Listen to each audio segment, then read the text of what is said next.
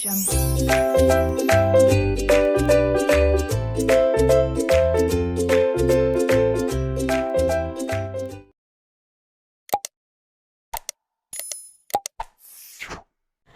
hello everyone and welcome back to my channel named Learning to Learn. So before starting this particular video, let me give you a quick update about Unacademy.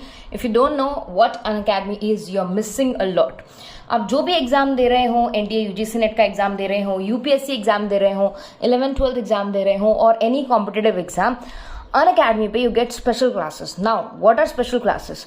If you install Unacademy app, then you can search the category you are going for, जो भी इस category में आप prepare करना चाहते हैं. It can be BCom और it can be your bank exams, it can be UGC net exams, UPSC exams. और स्पेशल क्लासेस लाइव होती है जो आप फ्री ऑफ कॉस्ट देख सकते हो. उसके लिए आपको ₹1 पे करना नहीं पड़ता, but the quality content they provide is awesome. Even मेरे PYQs चल रहे हैं मॉर्निंग 9 और इवनिंग 9. तो मेरे स्पेशल क्लासेस के 2 ही टाइमिंग्स हैं, सुबह 9 बजे, शाम को 9 बजे. क्लास एग्जैक्टली 9:05 को स्टार्ट होती है, तो आप 9 बजे एनरोल करके वेट कर सकते हैं या 9:05 को स्टार्ट कर सकते हैं.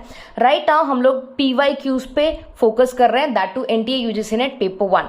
अगर आपको पेपर 1 2020 और 2021 के लेटेस्ट के PYQs करने हैं, this would be the perfect time for you to join Unacademy and join my special classes.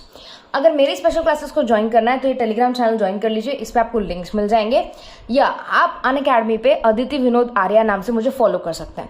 But अगर आप चाहते हैं कि आपको डेडिकेटेड क्लासेस मिले, just like coaching classes experience, ताकि आप पॉइंट वाइज पढ़ सके, आपको समरी नोट्स मिल सके, तो I am going with the plus classes paid platform पे है और आपको उसके लिए फीस पे करनी पड़ेगी.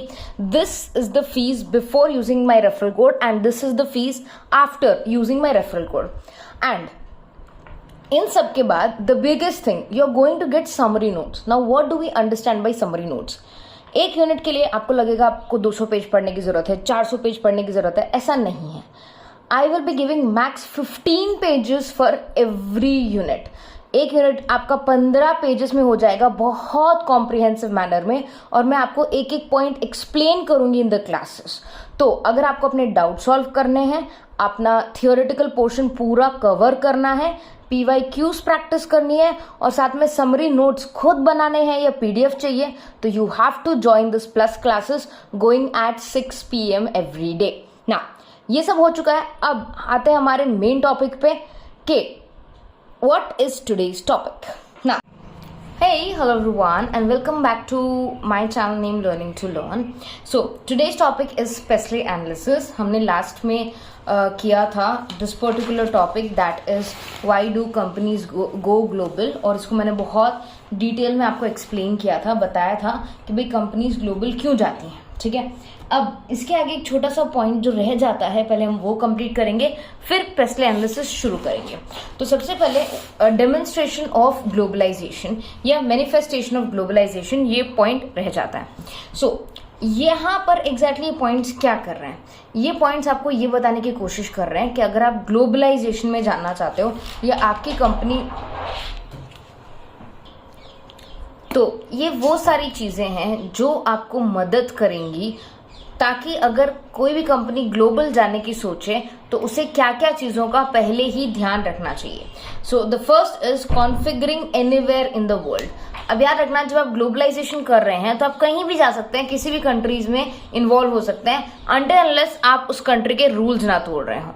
Second, interlinked and interdependent economies. Independent नहीं, इंटरडिपेंडेंट. अब यहाँ पर क्या होता है, काफी सारी इकोनॉमीज, बिकॉज अगर आपने इंटरनेशनल टैक्सेशन पढ़ा हो, DTAA double taxation avoidance agreements पढ़े हो, then GATT general agreements on trade and tariff, WTO world trade organisation, और बहुत सारे regional economic integrations like European Union, cards, NAFTA, तो आपको पता होगा कि एक कंट्री इंडिपेंडेंटली अपनी कंट्री के अंदर जो चाहे डिसीजन ले सकती है, बट अगर वो रूल्स एंड रेगुलेशंस बनाना चाहती है रिलेटेड टू एक्सपोर्ट्स या इंपोर्ट्स, तो उसे बहुत सारी चीजों का ध्यान रखना पड़ेगा. इसीलिए इंटरलिंक्ड एंड इंडिपेंडेंट इकोनॉमीज, जब भी हम इकोनॉमीज की बात करते हैं तो इकोनॉमीज इंडिपेंडेंट नहीं रहती, इंटरडिपेंडेंट रहती है. एक कंट्री दूसरी कंट्री पे कहीं ना कहीं निर्भर रहता है for raw material, labour, finish goods, imports, exports, services etcetera. तो वो भी हमें ध्यान रखना है कि हम इंडिपेंडेंट डिसीजंस नहीं ले पाते कई बार। Third one, lowering the trade and tariff barrier. Globalization में जाना है तो आपको ट्रेड और टैरिफ बैरियर को कम करना ही पड़ेगा। अब एक इंपॉर्टेंट बात है, बहुत ध्यान से सुनिएगा, the difference between trade barrier और टैरिफ बैरियर। टैरिफ मतलब टैक्स बैरियर्स, टैक्स बैरियर्स मतलब कई बार हो सकता है कि उस पर्टिकुलर प्रोडक्ट को इंपोर्ट का रोकने के लिए या एक्सपोर्ट को रोकने के लिए हम टैक्सेस ज्यादा लगा देते हैं, गवर्नमेंट यूजुअली। तो उसके लिए कोई स्पेशल एक्साइज ड्यूटी लग जाती है या स्पेशल कस्टम्स ड्यूटी लग जाती है, बहुत ज्यादा टैक्स लग जाता है, जिसकी वजह से सेलर्स सेल करना डिस्करेज हो जाएंगे सेल करने से, और बायर्स डिस्करेज हो जाएंगे बाई करने से। तो उसी अपने आप वो क्या हो जाएगा, कम हो जाएगा, रिड्यूस हो जाएगा सेल या purchase from another country. Whereas tariff barriers का मतलब क्या, ट्रेड बैरियर्स का मतलब क्या होता है, these are non tax barriers. जब रूल्स रेगुलेशंस होते हैं, जैसे इंडिया में beef is not allowed because हमारे कल्चर के हिसाब से हम बीफ नहीं खाते। तो इवन अगर आप उसको डबल ट्रिपल 5 गुना टैक्स भी लगा दोगे तो भी कोई भी पर्सन उसको इंपोर्ट तो कर ही पाएगा ना। यस, तो हम उसे ट्रेड बैरियर लगा देते हैं। ट्रेड बैरियर मतलब प्रोहिबिशन, कि भाई कोई भी बंदा, कोई भी पर्सन, कोई भी सेलर ना खरीद पाए ना बेच पाए। तो ये क्या हो गया, this is trade barrier. Tariff barrier are tax related barrier, कि आप थोड़ा पैसा एक्स्ट्रा देके या टैक्स एक्स्ट्रा देके वो काम कर सकते हो। बट ट्रेड बैरियर में ऐसा कोई स्कोप नहीं है, इसके लिए प्रोहिबिशन, रिस्ट्रिक्शन, ये सारी चीजें यूज होती हैं। Next one, infrastructural resources and inputs at international prices. तो याद रखना, जब भी आप ग्लोबलाइजेशन में जाते हो तो आपके प्राइसेस लोकल नहीं रहते हैं। अगर मैं यूएसए में कोई ऑफिस खोलना चाहूं या ऑस्ट्रेलिया में कोई ऑफिस खोलना चाहूं तो मुझे ध्यान रखना पड़ेगा कि वहां पे वो ऑफिस के लिए जो भी मेरे एक्सपेंसेस होंगे वो यूएस डॉलर्स में होंगे, इंडियन रुपीज में नहीं। तो मुझे उसका सोच के, वो सारे कॉस्ट कंसिडर करके, वो सारे फैक्टर्स कंसिडर करके अपना इंफ्रास्ट्रक्चर डेवलप करना है। Next, increasing tend towards privatization. Yes, mostly private companies ही ग्लोबल में जाती हैं क्योंकि उन्हें सुपर प्रॉफिट कमाना होता है। Entrepreneur and his units have a central economic role. याद रखना, जो भी एंटरप्रेन्योर है या जो भी सीईओ है, सीएफओज है, उनका एक क्रूशियल रोल होता है रिलेटेड टू द इकोनॉमिक्स। अगर वहां से कोई प्रॉफिट नहीं आने वाला है तो ऑफकोर्स कोई भी वो काम नहीं करेगा, बट प्रॉफिट के लिए ऑफकोर्स करेंगे। तो इकोनॉमिक कंडीशन हमारे लिए सबसे मेन कंडीशन हो जाती है। Next is mobility of skilled resources.